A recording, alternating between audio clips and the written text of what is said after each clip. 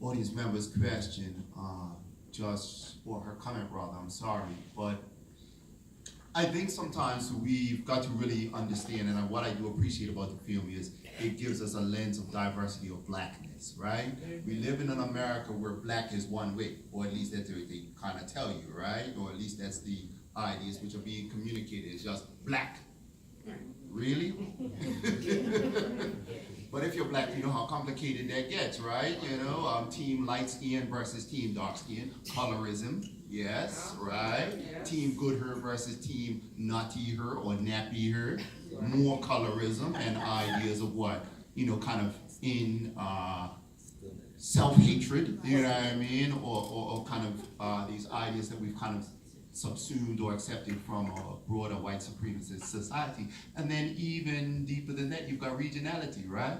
Those of you from Texas, yes? Some of us from Texas, yes, yes. If you've ever visited California or California,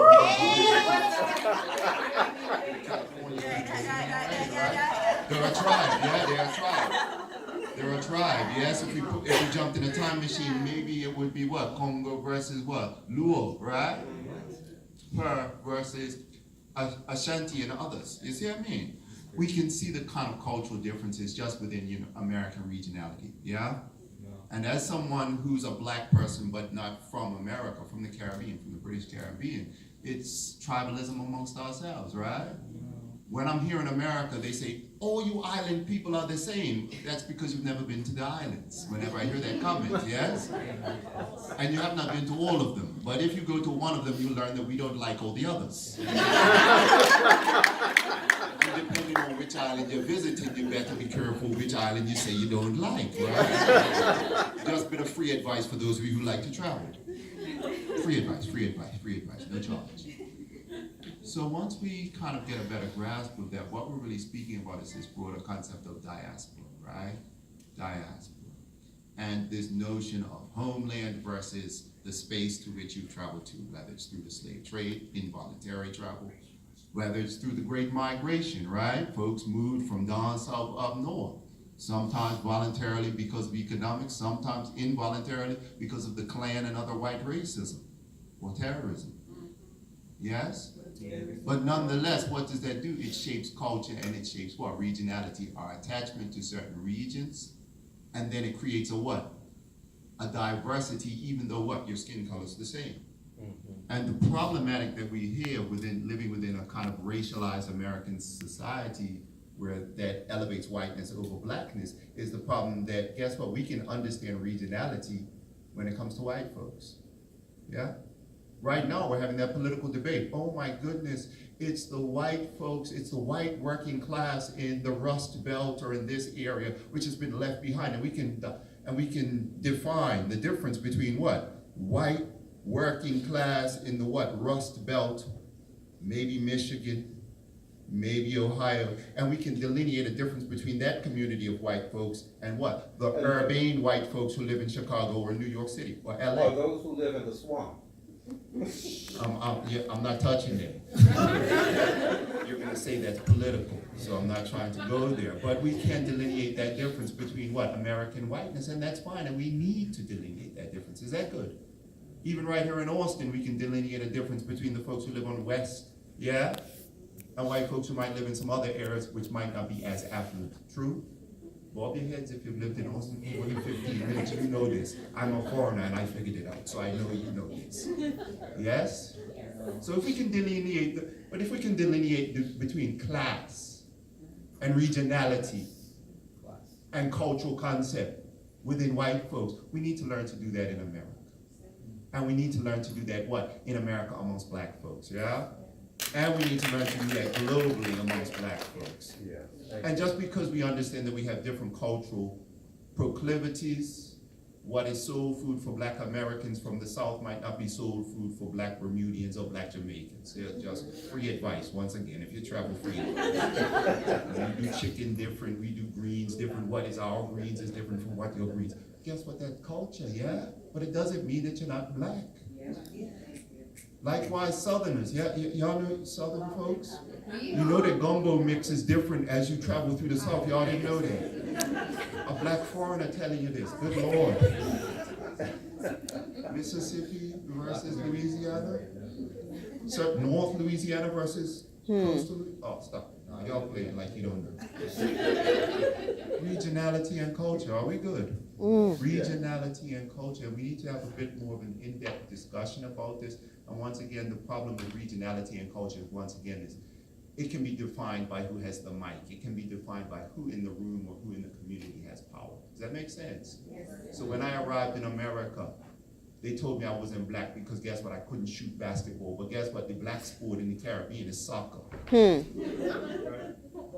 Football, like the rest of the world calls it. So here I am, black as the ace of spades, like my father would say. And guess what? I'm not black enough because I've arrived in America and can't shoot hoops like Michael Jordan, but guess what? I can dribble a football all day like Ronaldo. Wow. Culture, diaspora.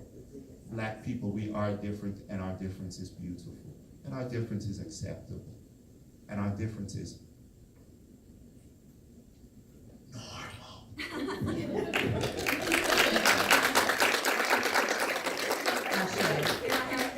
Can I just add one thing, or a couple things? Yeah, and I'm so glad that you said that. And to the young sister sitting up there with the I'm gonna say the historical or cultural ethnic ambiguity so far, because you haven't gotten there yet, and you will get there.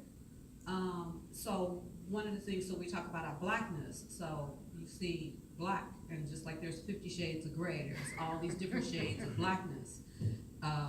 Not just phenotypically, but also in our soul and our spirits and our history and our culture.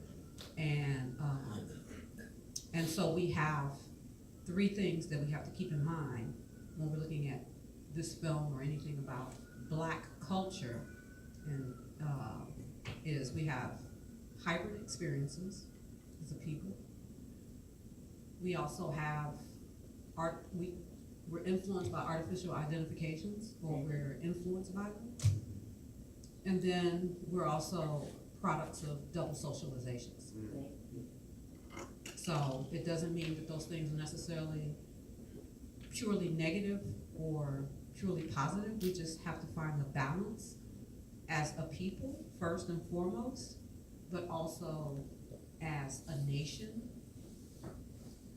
Because I also identify as a black person or as an African, but I don't do the hyphen, because it's not even about I know exactly what my cultural and ethnic background is, and I didn't do the DNA test, but also because my soul is an African. I don't need anybody else to define or deny that, because my soul knows what it knows. So your soul knows what it knows. When you talk about double socialization, would you expand upon that? Double socialization, so I wanted you to talk more about that. So basically, double socialization, meaning that, okay, so going back, and I'm not picking on you, but you just raised a really, really wonderful, like, this is important,